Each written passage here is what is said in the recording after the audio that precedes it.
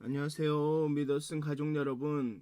오늘 하루도 그 시험과 어려움을 기뻐하시면서 정말 그 연단 가운데 내가 새롭게 될 것들을 기대하시면서 그렇게 하루를 보내시기를 기도합니다.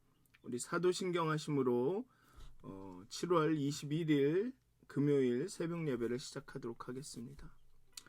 전능하사 천지를 만드신 하나님 아버지를 내가 믿사오며 그 외아들 우리 주 예수 그리스도를 믿사오니 이는 성령으로 잉태하사 동정녀 마리아에게 나시고 본디오 빌라도에게 고난을 받으사 십자가에 못 박혀 죽으시고 장사한 지 사흘 만에 죽은 자 가운데서 다시 살아나시며 하늘에 오르사 전능하신 하나님 우편에 앉아 계시다가 저희로서 산자와 죽은 자를 심판하러 오시리라. 성령을 믿사오며 거룩한 공회와 성도가 서로 교통하는 것과 죄를 사하여 주시는 것과 몸이 다시 사는 것과 영원히 사는 것을 믿사옵나이다. 아멘. 찬송가 336장 함께 찬양하시겠습니다. 환난과 핍박 중에도 우리 함께 찬양하시겠습니다. 찬송가 336장입니다. 환난과 핍박 중에도. 찬송가 336장입니다.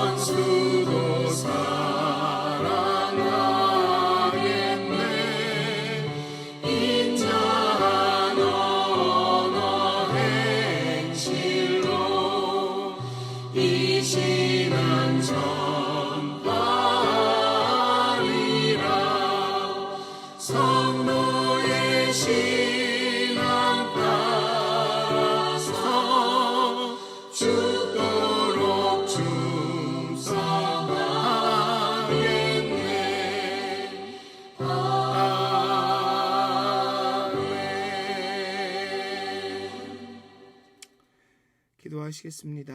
하나님, 환난과 핍박 가운데 우리의 신앙을 지키게 하여 주시옵소서. 하나님, 우리의 마음을 새롭게 하여 주시고 그 환난과 핍박을 보는 우리의 눈을 바꿔 주시고 정말 그 환난과 핍박 가운데 하나님이 우리를 시험하신다. 하나님이 우리를 유혹하여서 이렇게 어렵게 하신다 생각하기보다는 그 가운데 우리가 연단된다. 우리가 정금같이 재련되고 단련된다고 여기게 하여 주시옵소서.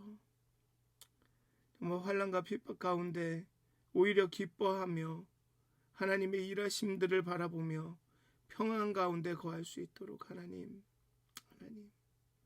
우리의 걸음걸음을 인도하여 주시옵소서. 오늘 하루도 하나님께 맡겨드립니다. 예수님의 이름으로 기도하였습니다. 아멘. 오늘 함께 나누실 말씀은 야고보서 1장 12절에서 18절까지의 말씀입니다. 야고보서 1장 12절에서 18절까지의 말씀입니다.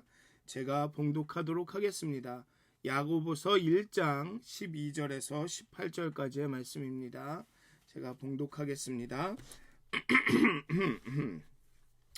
시험을 참는 자는 복이 있나니 이는 시련을 견디어낸 자가 주께서 자기를 사랑하는 자들에게 약속하신 생명의 면류관을 얻을 것이기 때문이라.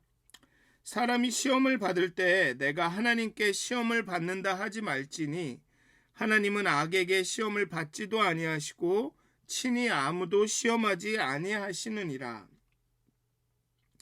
오직 각 사람이 시험을 받는 것은 자기 욕심에 끌려 미혹됨이니 욕심이 잉태한 즉 죄를 낳고 죄가 장성한 즉 사망을 낳느니라.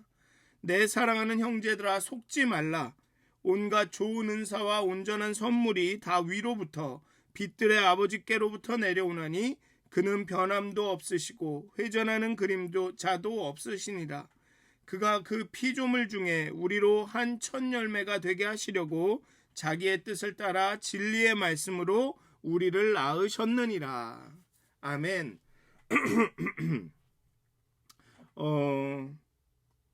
2절과 8절에서는 이제 시험에 대해서 얘기합니다. 오늘 본문은 계속 1장에서는 시험에 대해서 이야기하는데 아주 담대하게 야고보는 바로 그 본론으로 들어갔죠. 시험을 참는 여러 가지 시험을 당하거든 온전히 기쁘게 여겨라. 이렇게 시험을 기쁘게 여겨라 라고 이야기하고 이제 12절에서는 시험을 참아라 라고 이야기하고 있습니다.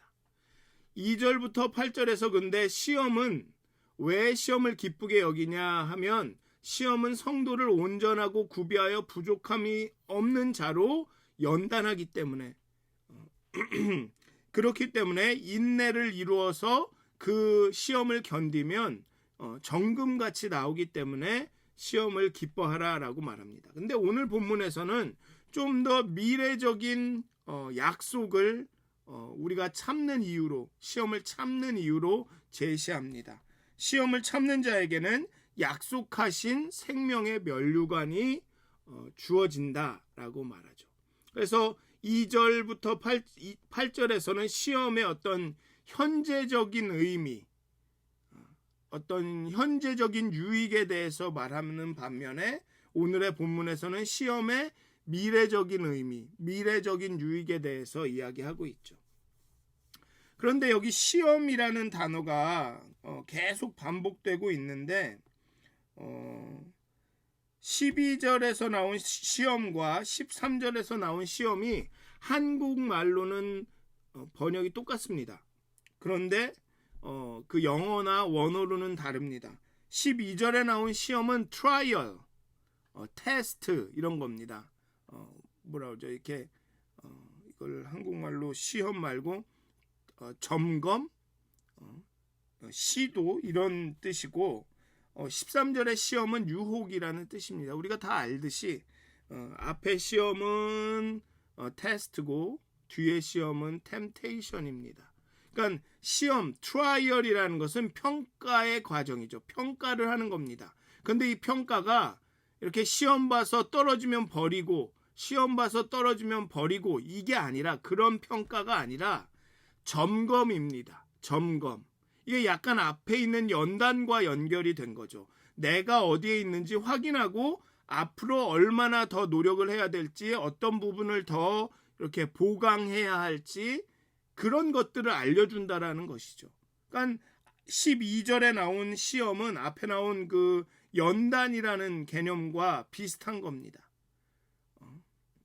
시험을 보고 탈락하는 것이 아니라 시험을 보고 내가 여기가 부족하구나. 그러니까 이 부분을 더 보완하면 되겠구나를 아는 트라이얼이라는 겁니다.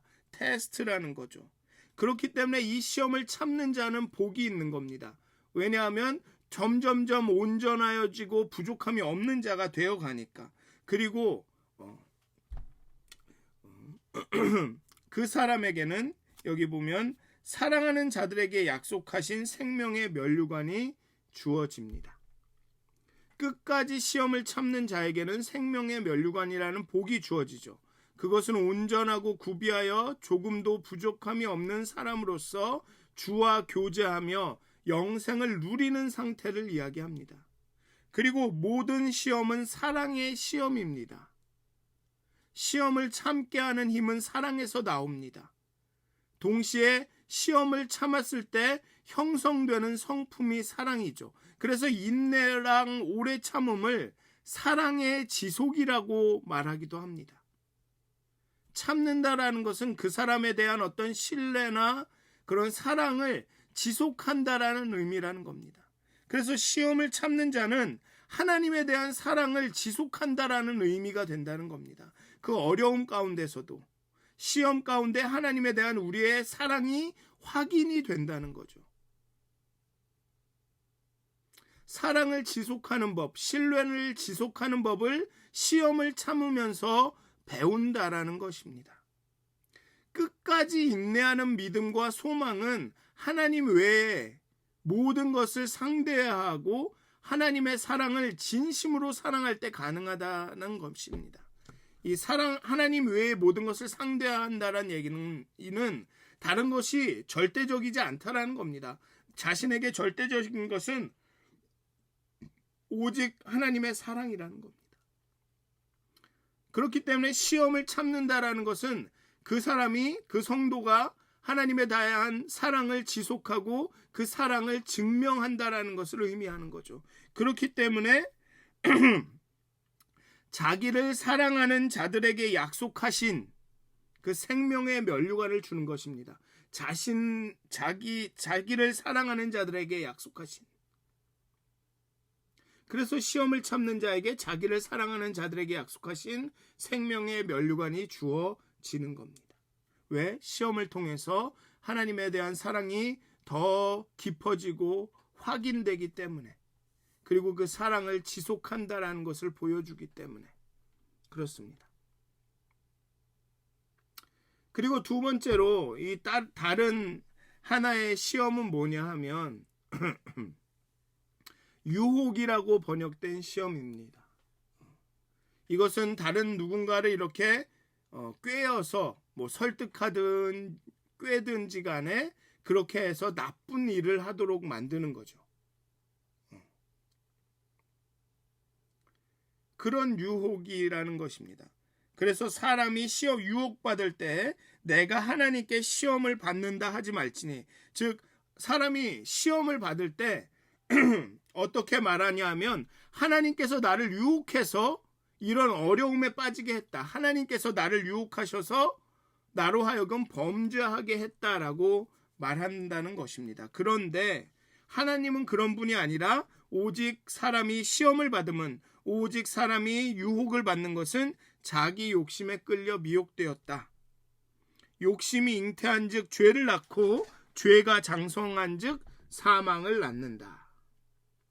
하나님을 사랑하는 것이 시험에서 승리하는 비결이라면 자기를 사랑하는 것이, 자기를 사랑하는 것은 그러니까 욕심은 정말 유혹에 빠지게 하는 원인입니다. 하나님을 사랑하는 것이 시험에서 승리하는 그 비결이라면 자기만을 사랑하고 그 욕심을 갖는 것이, 그 욕심이, 자기만을 사랑하는 욕심은 시험에 빠지게 하는, 유혹에 빠지게 하는 원인입니다. 그런 사람들은 자기 욕심 때문에 시험에 빠지는, 유혹에 빠지는 사람들은 심지어 하나님이 자신을 시험하고 유혹해서 악을 행하게 하고 그런 후에 자신을 책망하는 것이라 원망하기까지 합니다. 아니, 나로 하여금 죄를 짓게 만들어 놓고 이제 와서 나를 책망하는 것은 무엇이냐? 날 유혹해서 그렇게 죄를 범하게 해놓고 그 다음에 죄를 졌다고 혼내는 것은 무슨 일입니까? 라고 하나님께 원망한다는 거죠. 사실은 자기 욕심의 노예가 되어 죄를 짓고 스스로 통제하지 못하여서 결국 제 발로 사망에 이르는 길을 가는 것입니다. 욕심이 죄를 낳고 그리고 죄가 사망을 낳는다.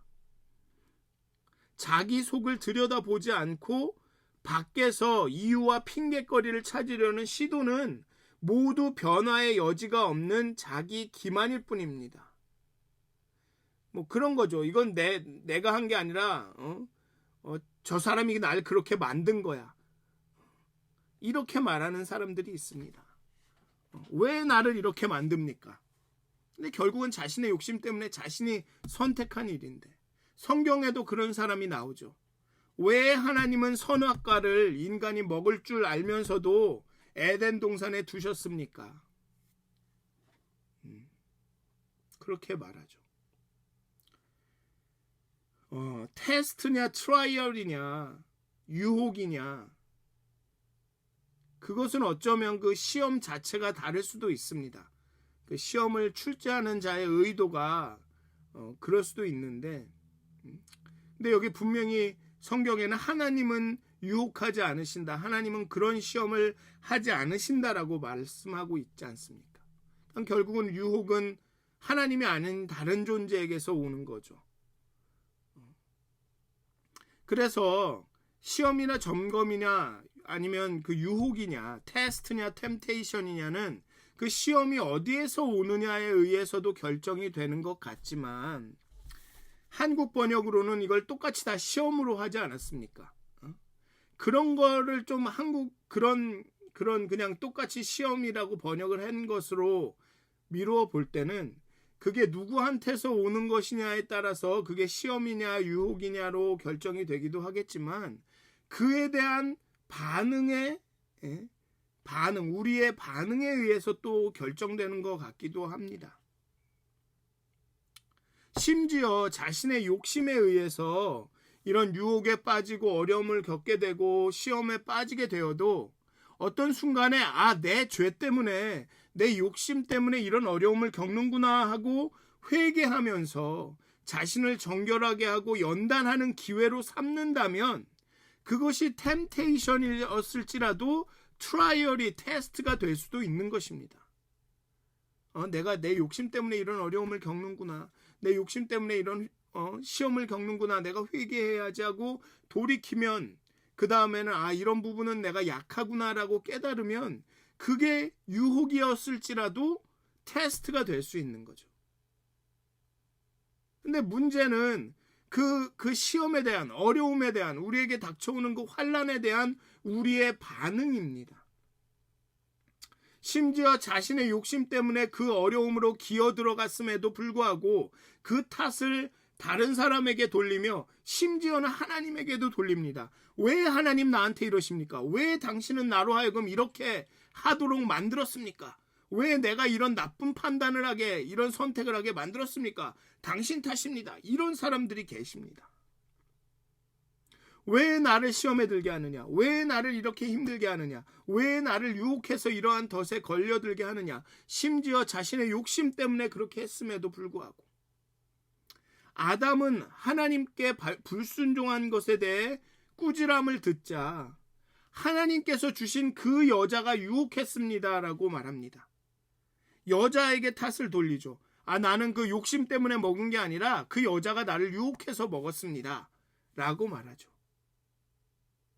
근데 궁극적으로는 하나님 왜 저 여자를 제게 주셔서 저 여자가 나를 유혹하게 만들었습니까? 라고 말하는 겁니다. 하나님을 비난하는 거죠. 하나님 왜 저 여인을 나한테 주셨습니까? 당신 탓입니다. 이러고 얘기하는 겁니다. 블레임 게임에 빠지게 되는 거죠. 이 게임에서는 빠져나올 수가 없습니다. 이 게임에 빠지면 네 탓이다 내 탓이다를 따지기 시작하면 빠져나올 수가 없습니다. 자신의 욕심이었다, 내가 욕심 때문에 이런 일이 발생했다라는 것을 인정하기 전까지는, 죽기 전까지는 그 블레임 게임에서 빠져나올 수가 없습니다. 그러니 욕심이 죄를 낳고 죄가 장성하여 사망을 낳는 것입니다. 욕심이 죄를 낳는데 그 다음에 회개하면 되는데 이 회개가 어렵습니다. 왜냐? 블레임 게임에 빠지니까. 내가 죄를 진 게 당신이 유혹해서 하나님이 저 사람을 나한테 보내서 저 사람 때문에 저 사람이 이런 말을 해서 저 사람이 옳지 않아서 뭐 이러기 시작을 하면 자신의 욕심 때문에 자기 중심성 때문에 죄를 범했음에도 불구하고 그 유혹에서 빠져나올 수가 없다는 겁니다. 그러니 욕심이 죄를 낳고 죄가 장성하여 사망을 낳는 거죠. 죽기 전까지는 거기서 나올 수가 없는 겁니다. 그냥 유혹에 그냥 빠져서 그 자신의 욕심 때문에 그렇게 빠졌음에도 그냥 그러고 죽는 겁니다. 이게 얼마나 무섭습니까? 이게 이번 한 번쯤은 이게 무서운 겁니다. 이건 내가 정당해. 그러니 내가 무슨 짓이라도 해도 돼. 이렇게 빠지는 순간에 끝나는 거예요. 저 사람이 잘못했으니까 내가 이렇게 해도 돼. 여기에 빠지는 순간 빠져나올 수가 없는 겁니다. 그 자기중심성에 내가 잘못했습니다. 절대 나오지 않습니다. 그러니까 우리가 깨어 있어야 되는 겁니다. 끊임없이 나를 살피고 나를 부수고 하나님의 말씀에 나를 비추어 보고, 그러니까 말씀을 읽으면서 그래 제가 잘못한 거야. 저 사람이 잘못한 거야. 이러기 시작하면 회개가 될 수가 없습니다. 하나님의 희년, 하나님께 돌아가는 거 나올 수가 없습니다. 애가, 예레미야 애가라고 하죠. 레먼테이션, 내 탓이오라는 이게 나오기 전까지는 희년은 없습니다. 여호와께 돌아가는 일은 없습니다.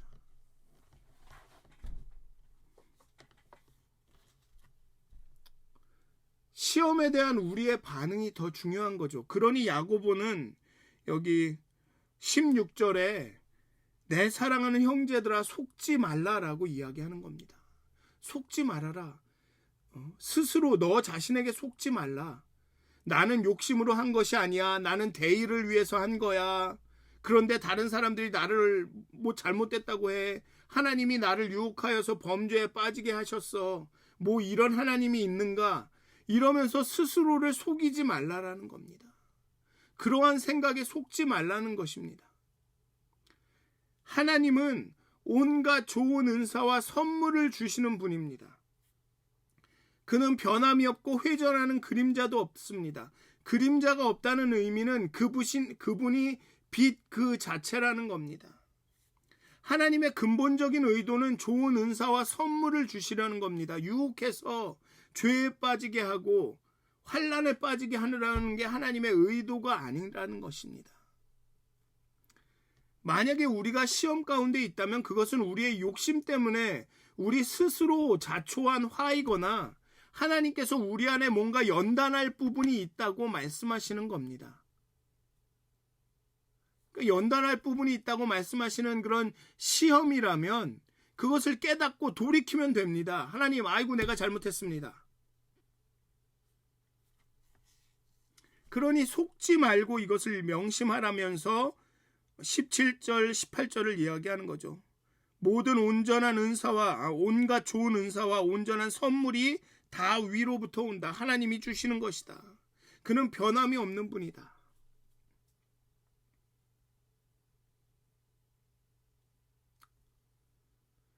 그리스도인은 시험을 참고 시련을 견뎌서 생명의 면류관을 얻을 존재인데 자기의 욕심이 늘 죄와 사망으로 이끌어 간다는 것입니다. 그래서 명심해야 할 게 뭐냐 하면, 속지 않고 우리가 기억해야 할 게 뭐냐 하면 18절에 야고보는 이렇게 선언합니다.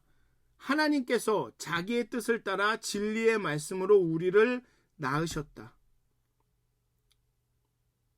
욕심이 죄를 낳고 죄가 사망을 낳는데 우리가 맨날 그렇게 사는데 우리 안에 욕심이 있어서, 그런데 속지 말아라. 너희들은 아직 욕심이 죄를 낳고 죄가 사망을 낳는 그런 탄생의 그런 출생의 비밀을 갖고 있는 것이 아니라 하나님께서 자기의 뜻을 따라 진리의 말씀으로 이제 성도를, 신자들을 낳으셨다라고 선언을 하는 겁니다. 하나님께서 자신의 뜻대로 우리의 중생과 우리가 새롭게 태어나는 새로운 정체성을 지닌 새로운 존재가 되는 것은 우리의 결정이 아닙니다. 우리의 뜻이 아닙니다.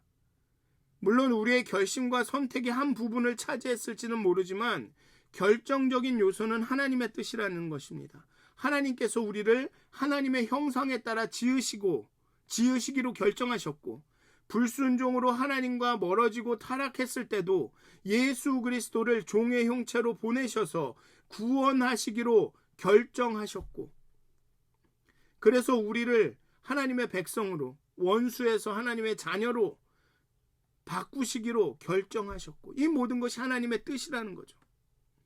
하나님께서 그렇게 하나님의 뜻대로 진리의 말씀으로 우리가 새로운 존재가 됩니다. 하나님이 정하시고 결심하셔서 우리를 새로운 존재로 바꾸셨는데, 그것을 무엇으로 바꿨냐면 진리의 말씀으로 바꿨다는 것입니다. 여기에서의 진리의 말씀은 하나님 자신일 수 있습니다. 태초에 말씀이 있었고 그 말씀이 하나님이다라는 요한의 고백처럼 진리의 말씀은 우리에게 생명을 주시는 그 하나님 자체입니다. 또한 실제적으로 우리가 구원에 이를 수 있는 일체의 비결을 알려주신 그리스도의 복음입니다. 여기에서의 말씀은, 진리의 말씀은 우리에게 생명을 주시는 그 하나님, 그리고 구체적으로 그 생명이 우리 안에 이르게 된 그 그리스도의 그 복음, 그것으로서 우리가 새로운 존재가 됐다는 거죠. 그렇게 하나님의 뜻을 따라 말씀으로 우리를 낳으셨다는 겁니다. 낳으셨다는 것은 완전히 새로운 존재가 되었다는 거죠. 그냥 조금 달라졌고 욕심이 조금 줄어들었고 죄를 덜 짓고 이런 존재가 아니라 완전히 새롭게 태어났다는 것입니다. 그러니까 속지 말라라는 겁니다. 시험이 너에게 왔을 때 하나님이 나를 이렇게 괴롭게 하냐 이런저런 말을 하지 말라는 거죠. 넌 새로운 존재라는 겁니다. 하나님이 연단하시는 존재라는 거죠. 그렇기 때문에 너가 완전히 새롭게 태어나지 않은 것이라면 너의 욕심 때문에 지금 어려워지는 거고, 너가 완전히 새롭게 태어난 존재라면 그것은 연단이라는 겁니다. 그리고 새롭게 태어났다라는 것은 갓난아이에서 이제 자라야 함을 내포하는 것이죠. 그래서 19절부터는 말씀을 듣고 받고 행하면서 자라야 함을 강조합니다. 우리는 새로운 존재입니다. 속지 말아야 되는 거죠. 여전히 죄 아래서 욕심이 죄를 낳고 죄가 사망을 낳는 이걸 사이클이라고 그래야 되나요? 이 패턴에 계속 살아가는 그런 사람들이 아니라는 겁니다. 그 이야기는 이제 제발 좀 너의 욕심을 버리고 새롭게 되라라는 또 다른 권면일 수 있는 거죠. 여기는 선언을 했습니다. 하나님께서 우리를 낳으셨느니라, 우린 그런 존재다 라고 딱 선언을 했다라는 얘기는 그냥 말한 걸 수도 있지만, 제발 너희들은 새로운 존재니 욕심 좀 제발 부리지 말고 살아라. 하나님의 말씀으로 너가 새롭게 된 존재라는 걸 깨닫고 내 안에 있는 그 욕심과 싸워라. 제발 욕심, 그 육의 마음을 버려라. 자신을 부인해라. 성경에 나오는 그 많은 그 비슷한 말씀들, 그 이야기를 하는 겁니다. 하나님은 우리가 시험을 만날 때 찾아가 지혜를 구할 뿐이지 핑계할 뿐이 아닙니다. 그분은 진리의 말씀으로 우리를 낳으셨을 뿐 아니라 자녀들에게 은사와 선물을 지금도 공급하고 계시는 분입니다. 어둠에서 빛으로 이끌어 주시는 분이죠. 상황과 조건에 구애받지 않고 신실하게 사랑하는 분입니다. 그 은혜와 보살핌으로 우리를 하나님의 첫 열매가 되게 하신 분입니다. 그분이 어찌 우리를 유혹하고 악에 빠지게 하겠습니까? 연단하시거나 아니면 여전히 우리의 변하지 않은 그 죄의 습성들, 그 욕심들 때문인 겁니다. 사랑하는 믿었은 가족 여러분, 여러분들이 환난을 당하고 시험이 당할 때마다 참으셔야 하고 기쁨으로 여기셔야 하고, 또 하나는 이게 나의 욕심으로 오는 것이 아닌지 잘 생각하셔야 합니다. 하나님은 늘 우리에게 좋은 것을 주시려고 하죠.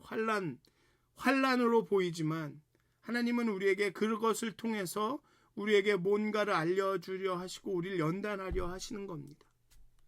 그런데 그럼에도 불구하고 내 마음이 편치 않다면, 기쁘게 여길 수도 없고 참을 수도 없다면, 그것은 우리 안에 있는 욕심 때문에 그렇습니다. 그러니까 우리가 하나님, 내 욕심 때문입니다라고 고백할 수밖에 없는 거죠. 그게 안 되면 계속 괴로운 겁니다. 아마도 야고보가 지금 글을 쓰고 있는 그 성도들 가운데는 그렇게 괴로운 사람들이 있었던 것 같습니다. 그러니 마지막으로 얘기하죠. 하나님께서 자기의 뜻을 따라 진리의 말씀으로 너희를 낳았다. 너는 다른 존재다. 그러니까 욕심을 인정하고 회개해라. 그 욕심 때문에 그럴 존재가 아니다. 하나님은 너를 새롭게 하셨다. 이렇게 말하고 있는 겁니다.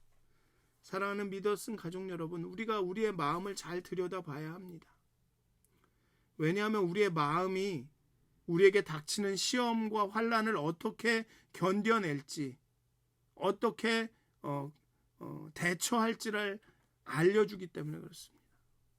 그것을 우리에게 오는 연단과 테스트로 볼지, 그것을 템테이션으로 봐서 누군가를 비난하고 하나님을 원망하는 그런 쪽으로 갈지는 우리의 마음이 결정하는 겁니다. 사랑하는 믿었은 가족 여러분, 환난 가운데 정말 우리가 연단이 되었으면 좋겠습니다. 우리의 마음이 더 정결해지고 깨끗해지고 하나님께 더 가까이 가고, 정말 우리 안에 있는 욕심을 깨닫고 더 열심히 하나님께 가까이 가는 그런 일들이 있기를 주님의 이름으로 축원드립니다. 기도하시겠습니다. 하나님, 시험을 당하거든 온전히 기쁘게 여기고 시험을 참게 되기를 소원합니다. 정말 시험을 참아서 그 사랑하는 자들에게 약속하신 그 생명의 면류관을 얻게 되기를 소망합니다. 우리가 환난과 어려움 가운데 정말 하나님에 대한 사랑을 지속하게 하시고, 우리 안에 있는 찢기를 발견하게 하여 주시고, 우리의 욕심을 깨달아 알게 하여 주셔서 정말 시험을 유혹으로 받아들이는 것이 아니라 우리를 연단하시고 우리의 사랑을 확인하기를 원하시는 그 하나님의 마음으로 받아들일 수 있도록 하나님, 우리의 시각을 바꿔주시옵소서. 그리고 늘 하나님께서는 우리에게 좋은 것을 주시는 분이며, 또 우리를 하나님의 뜻을 따라 말씀으로 낳으셨다라는 것을 늘 기억하면서 정말 살아갈 수 있도록, 정말 우리의 삶 가운데 이루어지는 모든 일들이 하나님의 그 선한 의도 가운데 이루어지는 것임을 깨달아 알 수 있도록 하나님, 우리를 인도하여 주시옵소서. 감사합니다. 예수님의 이름으로 기도하였습니다. 아멘. 하늘에 계신 우리 아버지여, 이름이 거룩히 여김을 받으시오며 나라가 임하옵시며 뜻이 하늘에서 이루어진 것 같이 땅에서도 이루어지이다. 오늘 우리에게 일용할 양식을 주셨고, 우리가 우리에게 죄 지은 자를 사하여 준 것 같이 우리의 죄를 사하여 주셨고, 우리를 시험에 들게 하지 마시옵고 다만 악에서 구하옵소서. 나라와 권세와 영광이 아버지께 영원히 싸움나이다. 아멘. 오늘도 행복한 하루가 되시길 기도합니다.